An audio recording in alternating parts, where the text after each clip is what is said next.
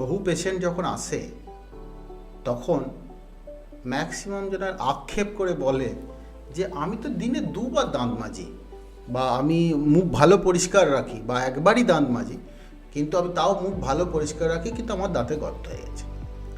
এবার গর্ত কী করে হলো আমি তো বুঝতে পারলাম না। এইটাই আজকে আমরা জানবো, দাঁতে গর্ত বা দাঁতে পোকা কী করে হয়। দাঁতে কি আদৌ পোকা হয় না গর্ত হয়? গর্ত হলে সেখান থেকে গর্ত যাতে না হয়, আর সেখান থেকে কী কী সাবধানতা নিলে গর্ত হওয়ার চান্স কমে যায়, আজকের ভিডিওতে আমরা সেটাই জানব। তাই সকলকে বলবো সঙ্গে থাকুন। আর খুব দাঁতের ইনফরমেটিভ ভিডিও এটা, যেটা আপনার ক্ষেত্রে খুব কাজে লাগবে, এবং ভালো লাগলে অবশ্যই এটাকে শেয়ার করুন, বন্ধুবান্ধব আত্মীয়দের মধ্যে দিন, তারাও যাতে জানতে পারে এই দাঁতে গর্ত হওয়ার বিষয়ে। সেজন্য ভিডিওটা শেষ পর্যন্ত দেখুন। তো নমস্কার, আমি Biswajit Majumdar, oral and dental hygienist. বহু রুগী বা পেশেন্ট যখন চেম্বারে আসে, বহুজনা বলে যে আমার দাঁতে গর্ত হয়েছে, কিন্তু আমি দাঁত খুব ভালো পরিষ্কার রাখি, সব ঠিক রাখি, তাও আমার দাঁতে গর্ত হয়েছে। দাঁতে গর্ত হওয়ার বেশ কয়েকটা কারণ আছে, আজকে সেগুলোই আপনাদের সঙ্গে বলি। প্রথম আমি যদি একটা ছোট্ট উদাহরণ দিয়ে বলি, আমরা যখন খাবার খাই, সেই খাবারের কিছু টুকরো পড়ে থাকে, সেগুলোকে নিয়ে আমরা এক জায়গায় করে ডাস্টবিনে রেখে দিই বা কোথাও রেখে দিই। পরের দিন মিউনিসিপ্যালিটির লোক যদি আসে গার্বেজ নিতে, তখন একবার ডাস্টবিনে রেখে দিই, গার্বেজ নিতে আসে তখন দিয়ে দেবো। যখন আমরা ওই খাবারের উচ্ছিষ্ট বা অতিরিক্ত অংশগুলো যেগুলো পড়ে গেছে আমরা খাইনি, সেটা যখন ওই ডাস্টবিনে রাখি, ওই কিছুক্ষণ পর মানে 7-8 ঘন্টা পর যখন আমরা মিউনিসিপ্যালিটিকে দিতে যাই, তখন সেই বালতিটা বা ডাস্টবিনটা আমরা দেখব যে কী হারে ওখানে একটা গন্ধ আসছে, এবং কিছু ছোট ছোট পোকা ওখানে তৈরি হয়েছে। এই সেম লজিক হচ্ছে আপনার মুখের ক্ষেত্রে বা দাঁতের গর্ত হওয়ার ক্ষেত্রে। আপনি যে খাবারটা খাচ্ছেন, সেই খাবারটা খাওয়ার পর কুলকুচি করছেন, কিন্তু খাবারের টুকরো ছোট ছোট পার্টিকেল অতি ছোট, সেটা আপনার ওয়াশ আউট হয় না, কুলকুচি করলে যায় না। সেটা দাঁতের কোনো খাঁজে, দুটো দাঁতের মাঝখানে ইন্টারডেন্টাল পকেট করে ওখানে থেকে যায়। সেইখানে থাকার ফলে সেইখানে ব্যাকটেরিয়াল ইনফেকশন হয়, মানে খাবারটা থেকে গেল, খাবারটা একদিন যেই থেকে গেল, খাবারটা সেখান থেকে পচন শুরু হলো। যেই পচন শুরু হবে, আর সেখানটাতেই আপনার ব্যাকটেরিয়া অ্যাটাক করবে। আমাদের মুখের মধ্যে স্টাডি থেকে জানা গেছে 90 রকমের ব্যাকটেরিয়া থাকে। সেই 90 রকমের ব্যাকটেরিয়া তখন ওই পচনশীল খাবারের মধ্যে থেকে যায়, সেখান থেকে একটা অ্যাসিড তৈরি করে। খাবারটা পচে গেল, খাবারটা পচার পর অ্যাসিড তৈরি হলো। এই অ্যাসিডটা আপনার দাঁতের ওপরে যে স্তরটা থাকে, যাকে আমরা বলি এনামেল, যেটা ক্ষয় হয়ে গেলে আবার রিজেনারেট হয় না। মানে আমি যদি বলি একটা হাত কেটে গেছে, হাতটা কেটে যাওয়ার পর সেলাই করে দিলাম বা স্টিচ করে দেওয়ার পর ওখানে কিন্তু সেল জেনারেট করে ওই জায়গাটাকে ভরাট করে দেয়। কিন্তু দাঁতের এনামেল, যেটা আমাদের শরীরের সব থেকে শক্তিশালী বস্তু, সেইটা যখন ক্ষয় হয়ে যাবে, সেটা রিজেনারেট আবার নতুন করে তৈরি হয় না। সেই জায়গাটা যখন অ্যাসিড প্রোডাক্ট করে ব্যাকটেরিয়া ক্ষয় করতে শুরু করবে, তখন কিন্তু আমরা বুঝতেও পারি না যে এটা ক্ষয় হচ্ছে। আমরা কি দেখি, বা আমরা ভালো করে মুখ দেখিও না যদিও, এটা আমরা কি দেখি, যে এটা কালো পয়েন্ট তৈরি হয়েছে, যেটাকে আমাদের ফিশার পয়েন্ট বলে, সেটা কালো, যেটা আপনাকে কোনো ডিস্টার্ব করে না, না আপনি অসুবিধা পাচ্ছেন, আপনার লাইফস্টাইল যেমন চলছে বুঝতেই পারবে না। এই গর্তটা এনামেলটাকে ক্ষয় করতে মানে রোজ তো অ্যাসিড প্রোডাক্ট করে ওখান থেকে ক্ষয় করতে যখন ডেন্টিন ক্রস করে, তখন হয়তো হালকা আপনার এই শিরশির করে, একটু ঠান্ডা জল নিলেন, একটু গরম জল নিয়ে শিরশির করলো, সেইটাকে ক্রস করে যখন পাল্পে চলে যায় বা নার্ভে চলে যায়, তখনই আপনার ব্যথা শুরু হয়। খাবার ঢুকে গেলে ব্যথা, জল খেতে পারছেন না, জলটাকে কোনো রকম গলায় ঢালার চেষ্টা করে, চা খেতে পারছেন না, তখন তীব্র ব্যথা হয়। গর্ত হওয়ার স্টাইলটা ঠিক এইভাবে। খাবার থাকবে, খাবার বেশি অ্যাসিডিক প্রোডাক্ট যদি বেশি হয়, কোল্ড ড্রিঙ্কস আর এইগুলো যারা খায়, মানে ফাস্ট ফুড যারা খায়, সুগার জাতীয় খাবার, মিষ্টি জাতীয় খাবারটা তো ব্যাকটেরিয়া যে মুখে থাকে তাদের খুব পছন্দের খাবার, মানে পছন্দের জিনিস, সেখান থেকে গর্ত হওয়া শুরু করে। তাই মুখের মধ্যে আমরা যাই খাবার খাবো না, প্রথম হচ্ছে সকালে একবার আমরা ব্রাশ করছি, তাও ব্রেকফাস্টের পর, এটা খুব মাথায় রাখবেন, আমরা সকালে ব্রাশ করব ব্রেকফাস্টের পর, আর রাত্রে শোয়ার আগে। এই ব্রাশটা 2বার করে অবশ্যই করব। একটাও দেখা গেছে ভারতবর্ষের 80% লোক 2বার ব্রাশ করে না। সকালে একবার ব্রাশ করে, তাই ওই কিছুক্ষণের জন্য মনে করে আমি সারাদিনে প্রচুর দাঁতের যত্নের অনেকটা কাজ করে ফেলেছি। কিন্তু আমি মাথায় রাখবেন, রাতে শোয়ার আগে যদি ব্রাশ করে থাকেন, সকালে উঠেই ব্রাশ করার দরকার নেই।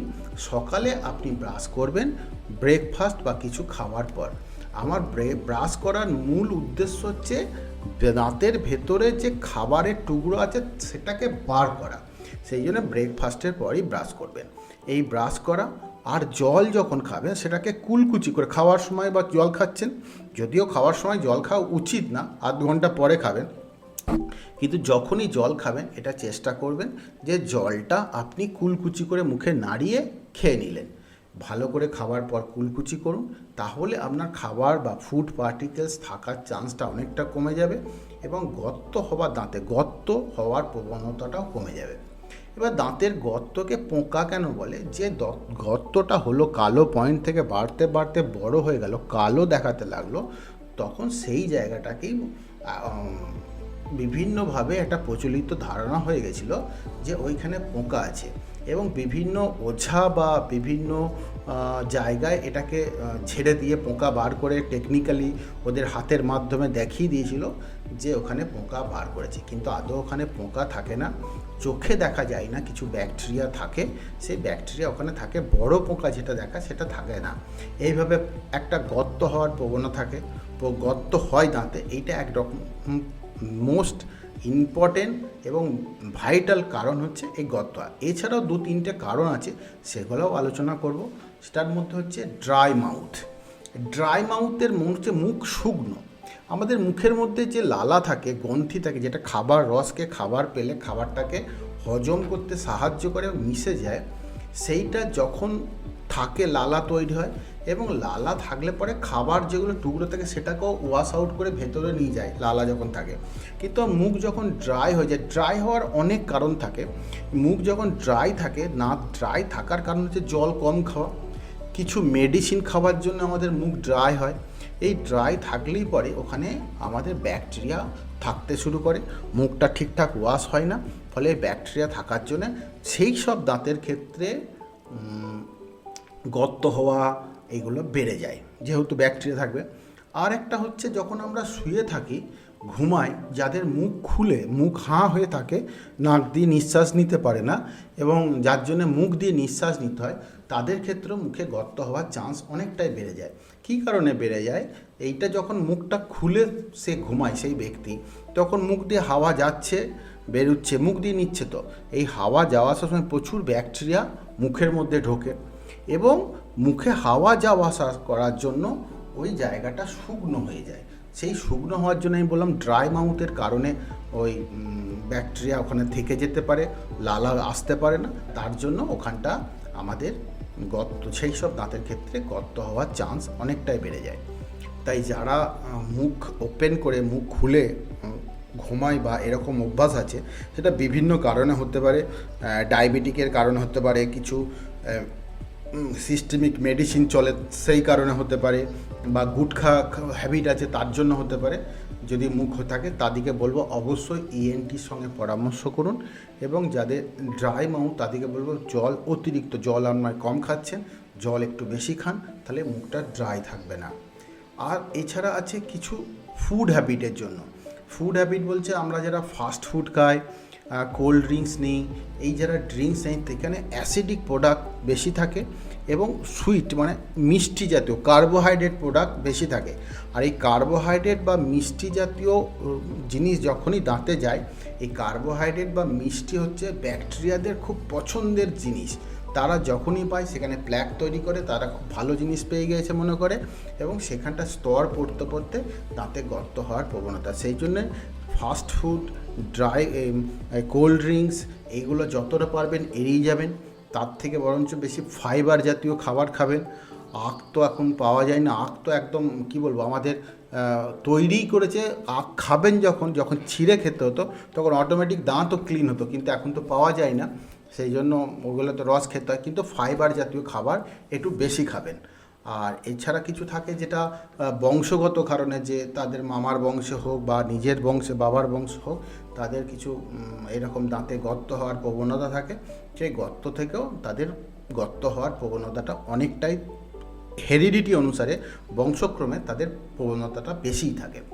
তা এই কটা কারণে দাঁতের গর্ত হওয়া কারণ এবং কি কি কারণে গর্ত হওয়ার প্রবণতাটা বেড়ে যায় সেটা বলার চেষ্টা করলাম। আর ভিডিওটা যদি ভালো লাগে, মনে হয় যে না সত্যি একটা ইনফরমেশন পেলাম, তাহলে অবশ্যই লাইক করবেন, শেয়ার করবেন তাদের জন্য যারা পেলে এটা উপকার পাবে।